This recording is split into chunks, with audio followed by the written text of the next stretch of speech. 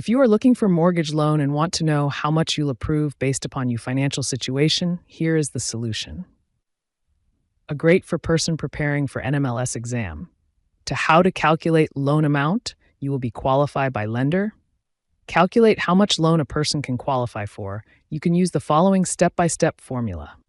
The calculation focuses on the maximum allowable loan amount based on income, debt obligations, interest rate, and loan term. In step 1, we shall find out about PITI, which is gross monthly income times max DTI minus other monthly debts. Break down PD, principal and interest component, and calculate loan amount, calculation, amortization formula. For simplicity, use a payment to loan multiplier for a given interest rate and loan term. Example calculation. Given gross monthly income $5,000, max DTI 36%. For convention loan, other monthly debts $500. Taxes and insurance 30% of PD. Loan term 30 years. Interest rate 7%.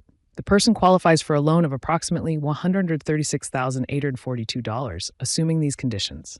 You can calculate what amount will you qualify based upon your income and expenses.